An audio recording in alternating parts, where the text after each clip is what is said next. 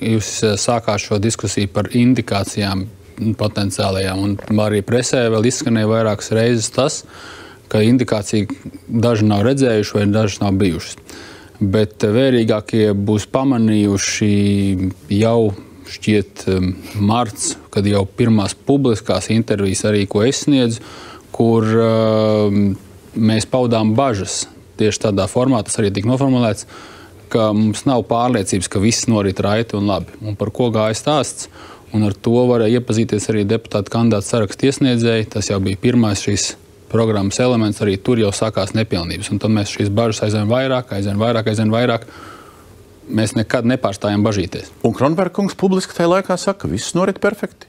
Jā, jo darba grupā visi ziņoja, ka viss iet pēc plāna, ka nav aizķeršanās, tās mazās nianses, kuras varbūt izskanēja publiski, ka tās tiek risināts ar pilnu pārliecību. To mums stāstīja šajā grupā. Tagad jūs, ja šitie saka to, tie saka to, vēl kaut kas ir pamanījis, vēl kaut kas. Un mums ir 22 cilvēki. Jūs šobrīd neuzdodat jautājumu tai grupā. Nu, es nevarētu zemiem decibeliem viņu uzdot. Nu jā, mēs... Hei, jūs uzdodat, kurš? Jā.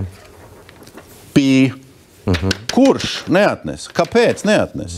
Tur ir dažādas noklusētas lietas. Katrā atbildības laukā. Kurš ir galvenais noklusētājs? Gan CVK, gan VDA.